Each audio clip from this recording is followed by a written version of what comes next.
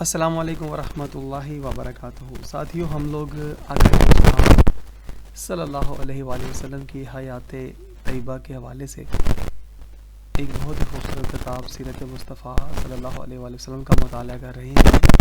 یقیناً تمام ساتھی سماعت کر رہے ہوں گے، اور جنہوں نے سماعت ابھی نہیں کیا وہ یقیناً شروع سے بھی کر سکتے ہیں۔ اسی میں لنک میں نیچے ڈسکرپشن میں دے دوں گا، جو پہلی قسط سے سنتے ہوئے آخر تک پہنچ جائیں گے، میرے ساتھ آگے جڑ جائیں گے، ٹھیک ہے؟ تو آئیے ہم لوگ جہاں سے سلسلہ ہم لوگ نے چھوڑا تھا وہیں سے شروع کرتے ہیں، پچھلی نشست سے۔ بنی تمیم کا وفد۔ محرم 9 ہجری میں نبی کریم صلی اللہ علیہ وآلہ وسلم نے بشر بن سفیان رضی اللہ تعالیٰ عنہ کو بنی خزایا کے صدقات وصول کرنے کے لیے بھیجا۔ انہوں نے صدقات وصول کر کے جمع کیے کہ ناگہاں ان پر بنی تمیم نے حملہ کر دیا۔ وہ اپنی جان بچا کر کسی طرح مدینے پہنچ گئے اور سارا ماجرا بیان کیا۔ نبی کریم صلی اللہ علیہ وآلہ وسلم نے بنی تمیم کی سرکوبی کے لیے، یعنی کہ اس کا سر تن سے جدا کرنے کے لیے، حضرت عینہ بن حسن فزاری رضی اللہ تعالیٰ عنہ کو 50 سواروں کے ساتھ بھیجا۔ انہوں نے بنی تمیم پر ان کے صحرا میں حملہ کر کے ان کے 11 مردوں اور 21 عورتوں اور 30 لڑکوں کو گرفتار کر لیا اور ان سب قیدیوں کو مدینے لائے۔ اس کے بعد بنی تمیم کا ایک وفد آیا جس میں اس کے قبیلے کے بڑے بڑے سردار تھے۔ ان کا رئیس اعظم اقرا بن حابس اور ان کا خطیب عطارد اور شاعر زبرقان بن بدر بھی اس وفد میں تھے۔ یہ لوگ دندناتے ہوئے کاشانہ نبوت کے پاس پہنچ گئے اور چلانے لگے کہ آپ نے ہماری عورتوں اور بچوں کو کس جرم میں گرفتار کر رکھا ہے۔ اس وقت نبی کریم صلی اللہ علیہ وآلہ وسلم حضرت عائشہ صدیقہ رضی اللہ تعالی عنہ کے حجرہ مبارک میں قیلولہ فرما رہے تھے۔ ہر چند حضرت بلال اور دوسرے صحابہ رضی اللہ تعالی عنہم نے ان لوگوں کو منع کیا کہ تم لوگ کا شانہ نبوی کے پاس شور نہ مچاؤ۔ نماز ظہر کے لیے خود نبی کریم صلی اللہ علیہ وآلہ وسلم مسجد میں تشریف لانے والے ہیں، مگر یہ لوگ ایک نہ مانے اور شور مچاتے ہی چلے گئے۔ جب آپ صلی اللہ علیہ وآلہ وسلم باہر تشریف لا کر مسجد نبوی میں رونق افروز ہوئے تو بنی تمیم کا رئیس اعظم اقرا بن حابس بولا کہ اے محمد صلی اللہ علیہ وآلہ وسلم، ہمیں اجازت دیجیے کہ ہم گفتگو کریں، کیونکہ ہم وہ لوگ ہیں جس کی مدح کر دیں وہ مزین ہو جاتا ہے، اور ہم لوگ جس کی مذمت کر دیں وہ عیب سے داغدار ہو جاتا ہے۔ نبی کریم صلی اللہ علیہ وآلہ وسلم نے فرمایا کہ تم لوگ غلط کہتے ہو، یہ اللہ تعالیٰ ہی کی شان ہے کہ اس کی مدح زینت اور ان کی مذمت داغ ہے۔ تم لوگ یہ کہو کہ تمہارا مقصد کیا ہے۔ یہ سن کر بنی تمیم کہنے لگے، ہم اپنے خطیب اور اپنے شاعر کو لے کر یہاں آئے ہیں تاکہ ہم اپنے قابل فخر کارناموں کو بیان کریں اور آپ سے اپنے مفاخر کو پیش کریں۔ آپ صلی اللہ علیہ وآلہ وسلم نے فرمایا کہ نہ میں شعر و شاعری کے لیے بھیجا گیا ہوں اور نہ اس طرح کی مفاخرت کا مجھے اللہ تعالیٰ کی طرف سے حکم ملا ہے۔ میں تو اللہ تبارک تعالیٰ کا بھیجا ہوا نبی ہوں، رسول ہوں، اس کے باوجود اگر تم یہی کرنا چاہتے ہو تو میں تیار ہوں۔ یہ سنتے ہی اقرا بن حابس نے اپنے خطیب عطارد کی طرف اشارہ کیا۔ اس نے کھڑے ہو کر اپنے مفاخر اور اپنے آباء و اجداد کے مناقب میں بڑی فصاحت اور بلاغت کے ساتھ ایک دھواں دار خطبہ پڑھا۔ آپ صلی اللہ علیہ وآلہ وسلم نے انصار کے خطیب حضرت ثابت بن قیس بن شماس رضی اللہ تعالیٰ عنہ کو حکم دیا۔ انہوں نے اٹھ کر برجستہ ایسا فصیح و بلیغ اور مؤثر خطبہ دیا کہ بنی تمیم اور ان کے زور کلام اور مفاخر کی عظمت سن کر دنگ رہ گئے، اور ان کے خطیب عطارد بھی ہکا بکا ہو کر شرمندہ ہو گیا۔ پھر نبی کریم صلی اللہ علیہ وآلہ وسلم نے ان سے کہا کہ اب تمیم کا شاعر زرقان بن بدر اٹھا اور اس نے ایک قصیدہ پڑھا۔ آپ صلی اللہ علیہ وآلہ وسلم نے حضرت حسان بن ثابت رضی اللہ تعالیٰ عنہ کو ارشاد فرمایا، انہوں نے فی البدیہہ ایک ایسا مرثہ اور فصاحت اور بلاغت سے معمور قصیدہ پڑھ دیا کہ بنی تمیم کا شاعر الو بن گیا۔ بالآخر اقرا بن حاجز کہنے لگا، اللہ کی قسم، خدا کی قسم، محمد صلی اللہ علیہ وسلم کو غیب سے ایسی تائیدہ و نصرت حاصل ہو گئی ہے کہ ہر فضل و کمال ان پر ختم ہے۔ بلا شبہ ان کا خطیب ہمارے خطیب سے زیادہ فصیح و بلیغ ہے اور ان کا شاعر ہمارے شاعر سے بہت بڑھ چڑھ کر ہے۔ اس لیے انصاف کا تقاضا یہی ہے کہ ہم ان کے سامنے سر تسلیم خم کر دیں۔ چنانچہ یہ لوگ نبی کریم صلی اللہ علیہ وآلہ وسلم کے مطیع و فرما بردار ہو گئے اور کلمہ پڑھ کر سارے مسلمان ہو گئے۔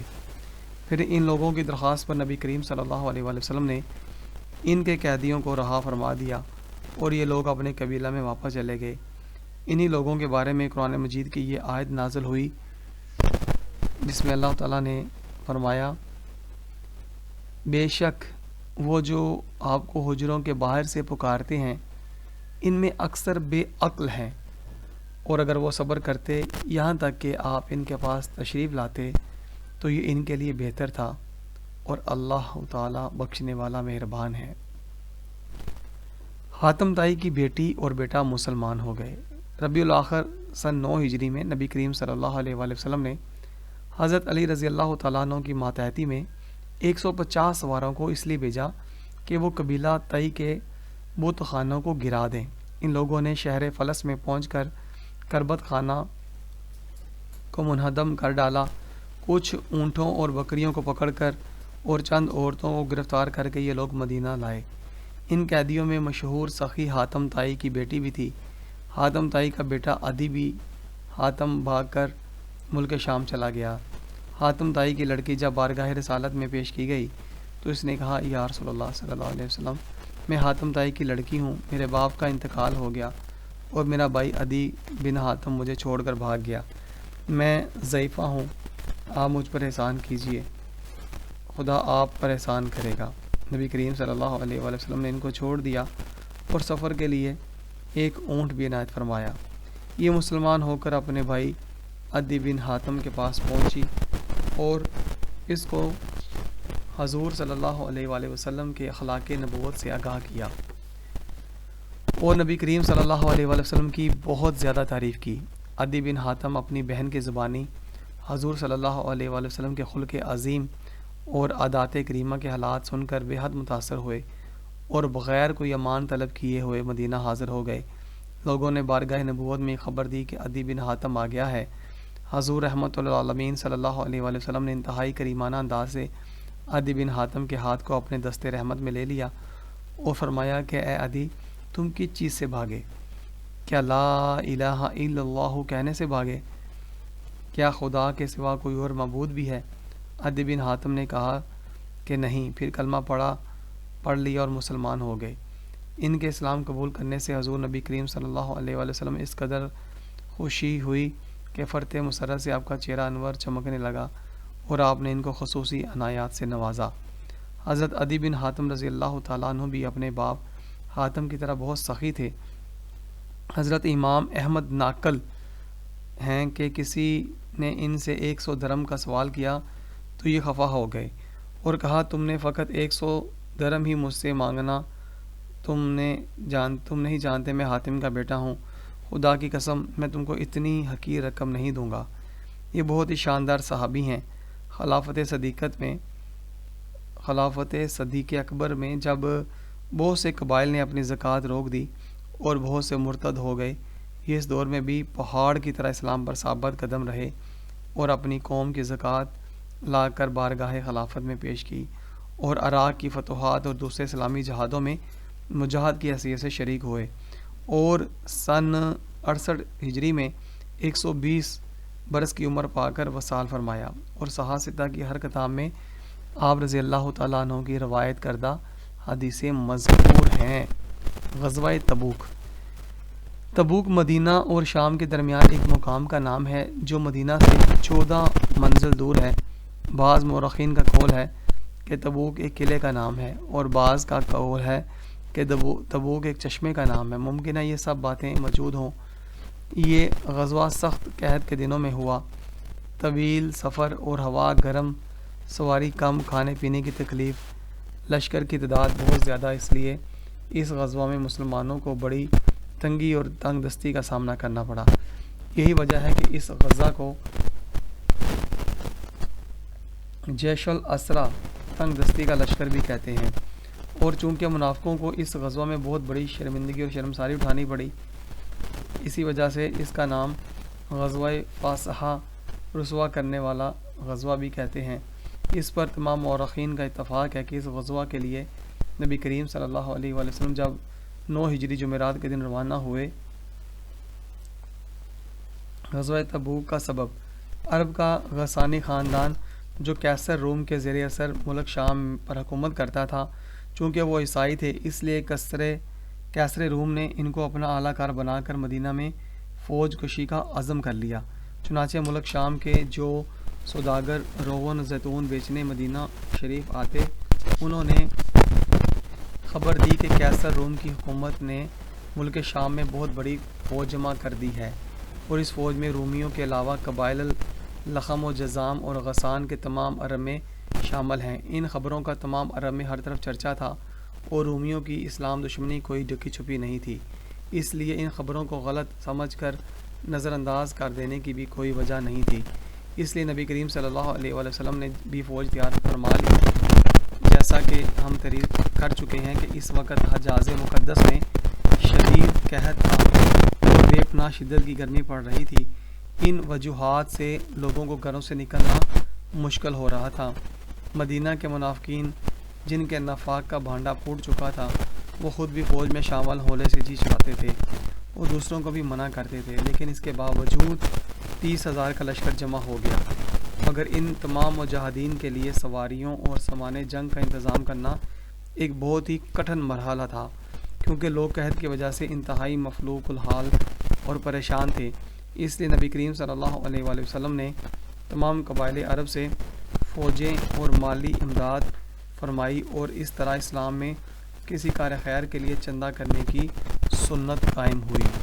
حضرت ابوبکر صدیق رضی اللہ تعالیٰ عنہ نے اپنا سارا مال اور گھر کا تمام اثاثہ، یہاں تک کہ بدن کے کپڑے بھی لا کر بارگاہ نبوت میں پیش کر دیے، اور حضرت عمر فاروق رضی اللہ تعالیٰ عنہ نے اپنا آدھا مال اس چندہ میں دے دیا۔